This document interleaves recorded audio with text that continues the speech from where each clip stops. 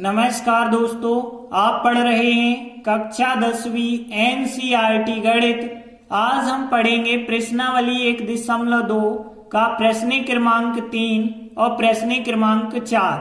प्रश्न क्रमांक 3 के तीनों क्वेश्चन सॉल्व करेंगे और उसके बाद प्रश्न 4 सॉल्व करेंगे और वो भी बहुत ही आसान तरीके से समझाएंगे, तो ध्यान से समझना। तो देखिए प्रश्न 3 क्या है। अभाज्य गुणनखंड विधि द्वारा निम्नलिखित पूर्णांकों के एचसीएफ और एलसीएम ज्ञात करने हैं। देखिए 3 सवाल हैं, तो इन तीनों सवालों को ध्यान से समझना। तो देखते हैं, पहला क्वेश्चन है 12, 15, 21। तो देखिए इनका हमें एचसीएफ एलसीएम निकालना है, वो भी अभाज्य गुणनखंड विधि के द्वारा। तो यहाँ पे हम क्या करेंगे, 12 के अभाज्य गुणनखंड निकालेंगे, 15 के, 21 के निकालेंगे। तो अभाज्य गुणनखंड कैसे निकाले जाते हैं, हमने आपको बताया था कुछ अभाज्य संख्याएं ध्यान रखनी है। तो देखिए हमने ये कुछ आपको अभाज्य संख्याएं बताई थी रफ में। अब देखिए हम 12 के गुणनखंड कैसे ज्ञात करते हैं। तो देखिए लास्ट में 2 है, इसका मतलब है इसमें 2 से भाग जाएगा। अब 2 का भाग 12 में देंगे, 6 बार जाएगा। और फिर 6 में अभी भी 2 का भाग जाता है, 2 का भाग दिया 6 में 3 बार। अब 2 का भाग नहीं जा रहा, तो 2 के बाद नंबर आता है 3 का, तो 3 का भाग देंगे, 3 एकम 3। तो देखिए 12 के गुणनखंड आ गए 2 गुणित 2 गुणित 3 आ गए। अब देखिए 2 आए हैं 2 बार, तो आप घात के रूप में लिख सकते हैं, 2 पे 2 की घात। 3 आया 1 बार, तो 3 पे 1 की घात लिख सकते हैं। आगे देखिए अब हम 15 के गुणनखंड निकालेंगे, तो 15 के भी रफ में ही निकालना। देखिए 15 की बात करें तो इसमें देखो 2 का भाग तो नहीं जाता क्योंकि लास्ट में 5 लिखा है। नंबर आया 3 का, 3 का भाग जाता है कि नहीं जाता है, योगफल करके चेक करना है। 5 और 1 6 हो गया योगफल, और योगफल जब 6 हुआ है तो 3 का भाग तो योगफल में जा रहा है, तो 3 का भाग इसमें भी जाएगा 15 में। 3 5 15, 5 बार गया। अब 5 में देखिए 3 का भाग अब नहीं जाएगा क्योंकि 5 तो एक अभाज्य संख्या है, 5 में 5 का ही भाग जाएगा, 5 एकम 5। तो इसके गुणनखंड आ गए 3 गुणित 5। अब देखिए 3 आया है 1 बार 1 की घात, 5 आया 1 बार, तो इस पे भी 1 की घात।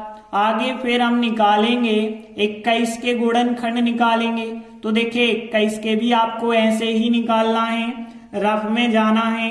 21 के गुणनखंड लास्ट में 1 है, इसका मतलब 2 का भाग नहीं जाएगा, नंबर आया 3 का। तो 2 और 1 3 होगा योगफल, और 3 योगफल में तो 3 का भाग चला जाएगा, तो इसमें भी 3 का भाग जाएगा।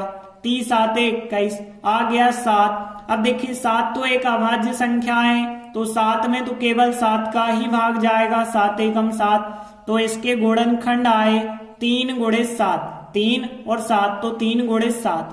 3 आया 1 बार, 3 पे 1 की घात लिख दो। 7 आया 1 बार, तो 7 पे 1 की घात लिख दो। अब देखिए हमें इन तीनों संख्याओं का एचसीएफ ज्ञात करना है और एलसीएम। तो हमने लिखा एचसीएफ तीनों संख्याओं का 12, 15, 21, इन तीनों संख्याओं का एचसीएफ। एचसीएफ क्या कहलाता है, हमने आपको बताया था उभयनिष्ठ गुणनखंड। अब देखिए 3 संख्याएं, तो तीनों में उभयनिष्ठ गुणनखंड ढूंढना पड़ेगा, मतलब ऐसी संख्या जो तीनों में हो। तो देखिए यहाँ पे 3, यहाँ पे 3, यहाँ पे 3, तो 3 एक ऐसा गुणनखंड है जो तीनों जगह आ रहा है, तो हमने लिखा 3। अब 3 की सबसे छोटी घात, यहाँ 1, यहाँ 1, यहाँ 1, तो 3 की सबसे छोटी घात 1 हो गई। 3 पे 1 की घात का मान 3 हो जाएगा, तो इनका एचसीएफ कितना हो गया 3। अब देखिए हमें निकालना है इनका एलसीएम, तो लिखा हमने एलसीएम। अब हम ज्ञात कर रहे हैं 12, 15, 21 का। अब हमने बताया था एलसीएम में क्या करते हैं, जितनी संख्याएं दिख रही हैं सब की सब संख्याएं लिख दीजिए। 2, 3, 5, 7, क्योंकि 3 तो आपको बहुत बार दिख रहे हैं, तो 3 रिपीट हो रहे हैं, 3 को नहीं लिखेंगे, 2 लिखेंगे, 3 लिखेंगे, 5 लिखेंगे और 7 लिखेंगे। 3 को डबल बार नहीं लिखना, केवल एक बार लिखना। सभी गुणनखंड हमें लिखने हैं और सब गुणनखंडों पे बड़ी बड़ी घातें लगा दो। 2 की सबसे बड़ी घात है 2, तो 2 की सबसे बड़ी घात 2।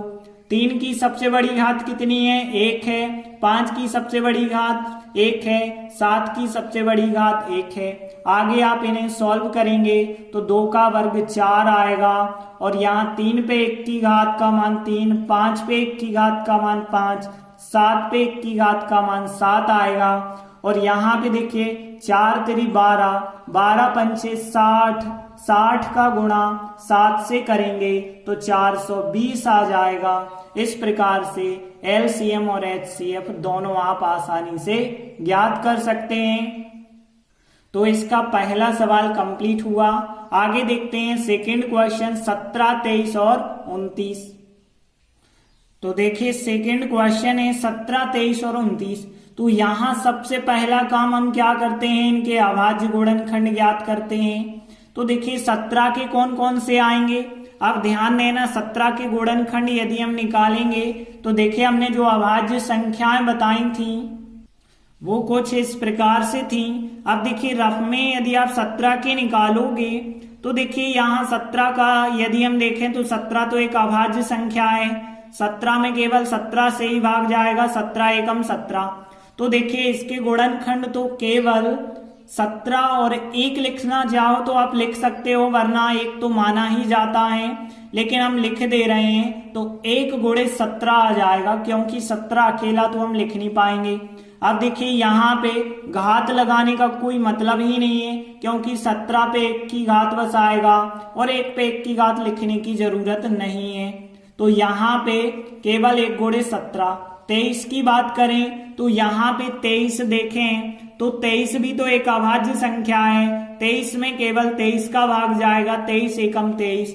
तो यहाँ पे 1 गुणे 23 आप लिख सकते हैं। और फिर आगे देखिए 29 के यदि हम निकालेंगे तो 29 के क्या निकलेंगे, देखिए 29 के निकालेंगे तो 29 भी तो एक अभाज्य संख्या है। 29 में 29 का ही भाग जाएगा एक बार, तो एक बार गया है 29 का भाग। देखिए यहाँ घात के रूप में लिखने का कोई महत्व नहीं है, क्योंकि एक ही अंक आ रहा है। क्योंकि यहाँ और कुछ अंक आते तो ठीक ठाक था, लेकिन यहाँ पे लिखना सही नहीं होगा। तो यहाँ पे अब हम सीधा इनका HCF देख लेते हैं। तो HCF देखेंगे 17, 23 और 29। अब देखिए इनका HCF जब हम निकालेंगे तो ध्यान देना, यहाँ उभयनिष्ठ गुणनखंड देखिए 17, 23, 29 अलग अलग हैं। उभयनिष्ठ गुणनखंड तो कुछ आ ही नहीं रहा है, तो एक ही होगा यहाँ पे, क्योंकि एक ही तीनों बार आ रहा है कि नहीं आ रहा है। और यदि कोई संख्या ना मिले, ध्यान रखना HCF जब हम निकालते हैं कोई संख्या उभयनिष्ठ नहीं मिलती है तो फिर वहां पे उत्तर होता है 1। तो यहाँ भी कोई संख्या उभयनिष्ठ नहीं मिल रही है, भले ही 1 1 आपको दिख रहा है, तो 1 तो आप लिखें ना लिखें वो तो माना ही जाता है। तो इनका HCF हो जाएगा 1। अब देखें इनका LCM क्या होगा, तो हमने लिखा कि इनका LCM क्या हो जाएगा। अब देखिए 17, 23 और 29 का LCM क्या होगा, तो जितने भी गुणनखंड हैं सभी गुणनखंड लिखना है। 17, 23, 29, तो यहाँ पे 17 लिखा, 23 लिखा और 29 लिखा। और देखिए आप 1 1 की बात करें, 1 को लिखें ना लिखें कोई फर्क नहीं पड़ेगा, तो क्योंकि 1 का गुणा किसी से भी कर दो वही की वही संख्या। और इनकी हमें सबसे बड़ी बड़ी घातें लिखनी पड़ेंगी, तो 17 की बड़ी घात 1 की मानी जाती है, 23 की बड़ी घात 1 की मानी जाती है, 29 की बड़ी घात 1 की मानी ही जाती है। तो अब केवल हम इन संख्याओं का गुणा कर देंगे। तो देखिए जब आप गुणा करेंगे तो यहाँ पे आपको मिल जाएगा 11,339 आंसर मिल जाएगा। तो HCF का मान तो 1 हुआ, लेकिन LCM का मान 11,339 हो जाएगा हमारा आंसर। आगे देखते हैं तीसरा क्वेश्चन है 8, 9, 25। तो देखिए 8, 9, 25 का सबसे पहले तो हमें अभाज्य गुणनखंड निकालने पड़ेंगे। तो यहाँ पे सबसे पहले हम 8 के निकालते हैं। तो देखिए रफ में जाएंगे आप। 8 के अभाज्य गुणनखंड कैसे, 8 में तो 2 का भाग जा रहा है ना, 2 का भाग 2 चौके 8, फिर भी 2 का भाग जा रहा है, 2 दूनी 4, फिर 2 का भाग 2 एकम 2। तो देखिए यहाँ पे 2 गुणित 2 गुणित 2 आ गए हैं, मतलब 2 आ चुके हैं 3 बार, तो 2 पे 3 की घात हम लिख सकते हैं। देखिए गुणा में कोई संख्या नहीं है, तो चाहे तो गुणा में आप 1 लिख भी सकते हैं या ना लिखें तो कोई फर्क नहीं होगा। तथा करके हमने लिखा 9। अब देखिए 9 के जब हम गुणनखंड निकालेंगे तो 9 में तो 2 का भाग नहीं जाता है, तो 2 के बाद नंबर आया 3, 3 का भाग 9 में जाता है, 3 त्रिका 9 हो जाएगा, 3 का भाग करेंगे 3 एकम 3, यहाँ पे आए गुणनखंड 3 गुणित 3। अब देखिए 3 आ गए 2 बार, बाकी गुणा में कुछ नहीं बचा है, तो आप चाहें तो 1 लिख सकते हैं। तथा करके हमने लिखा 25। अब देखिए 25 के गुणनखंड जब हम निकालेंगे तो 25 में देखिए 2 का भाग नहीं जाता क्योंकि 5 है, 3 का भाग जाएगा नहीं क्योंकि 5 2 7 हो रहा है योगफल, आगे फिर 5 का भाग चला जाएगा क्योंकि लास्ट में 5 है, 5 का भाग 25 में 5 बार, फिर 5 एकम 5, तो यहाँ पे 5 गुणित 5 आ जाएंगे गुणनखंड, 5 आया 2 बार, तो 5 पे 2 की घात, और फिर गुणित चाहें तो आप 1 लिख सकते हैं। अब देखिए तीनों संख्याओं के गुणनखंड तो हमने ज्ञात कर लिए, अब हम इनका HCF ज्ञात करेंगे 8, 9, 25 का। तो यहाँ पे हमें देखना होगा उभयनिष्ठ गुणनखंड क्या है। देखिए यहाँ 2, 3, 5 तो अलग अलग गुणनखंड है, उभयनिष्ठ गुणनखंड कुछ नहीं मिलेगा, मतलब 1 माना जाएगा, तो यहाँ पे उभयनिष्ठ गुणनखंड 1 माना जाएगा, तो इनका HCF कितना हो गया, फिर 1 हो गया। अब हम इनका LCM ज्ञात करेंगे, तो 8, 9, 25 का LCM क्या होगा, तो LCM ज्ञात करने के लिए हमें सभी गुणनखंडों को लिखना पड़ता है, 2, 3, 5, तो यहाँ पे 2 लिखा, 3 लिखा, 5 लिखा, और सबकी बड़ी बड़ी घात है, 2 की सबसे बड़ी घात है 3, 3 की सबसे बड़ी घात है 2, 5 की सबसे बड़ी घात है 2, और इनटू आप 1 लिख भी दें तो भी कोई फर्क नहीं होगा। और आगे जब आप सॉल्व करेंगे 2 का घन 8 होता है, 3 का वर्ग 9 होता है, 5 का वर्ग 25 होता है, और गुणित 1। अब देखिए यहाँ पे जब हम गुणा करेंगे तो कैसे करना आप गुणा, देखिए यहाँ पे 25 का 8 बार यदि हम करेंगे तो कितना आएगा, 200, 200 का गुणा 9 से करेंगे तो 1800 आ जाएगा हमारा LCM। तो LCM हो गया 1800 और HCF हो गया 1। इस प्रकार से इसका तीसरा क्वेश्चन भी कंप्लीट हुआ। तो देखिए कोई भी संख्याएं आपको दे दी जाए और कहा जाए कि अभाज्य गुणनखंड विधि से HCF और LCM ज्ञात करना है, तो आप आसानी से ज्ञात कर सकते हैं ना। इसके बाद अगला चौथा क्वेश्चन देखिए, HCF 306 और 657 का 9 दिया गया है और हमें LCM ज्ञात करना है 306 और 657 का क्या होगा। तो देखिए हमें दिया गया है HCF 306 और 657 का 9 है और LCM 306 और 657 का हमें ज्ञात करना है।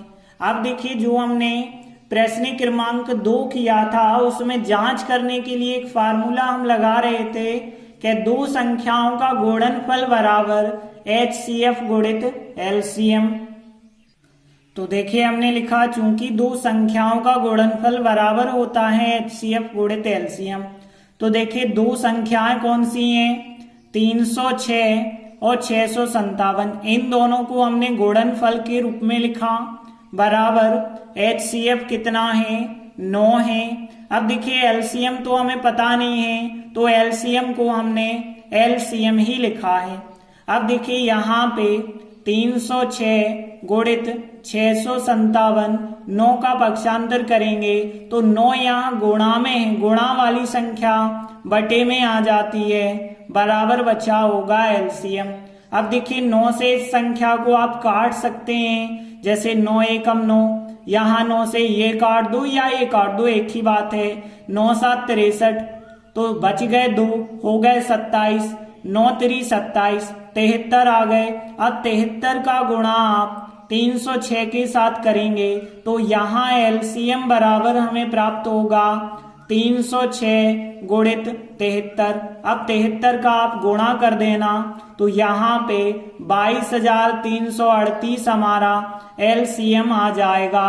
अब देखिए हमसे पूछा गया था कि अतः बताइए एलसीएम कितना है, कितनी कितनी संख्याओं का, 306 और 657 का। तो आप लिख देना अतः एलसीएम 306 और 657 का 22,338 होगा। यही हमारा अभीष्ट आंसर है। तो इस प्रकार से प्रश्न 4 भी कंप्लीट हुआ। हम आशा करते हैं कि आज के जितने भी क्वेश्चन हमने आपको कराए हैं अच्छे से समझ आ गए होंगे। धन्यवाद।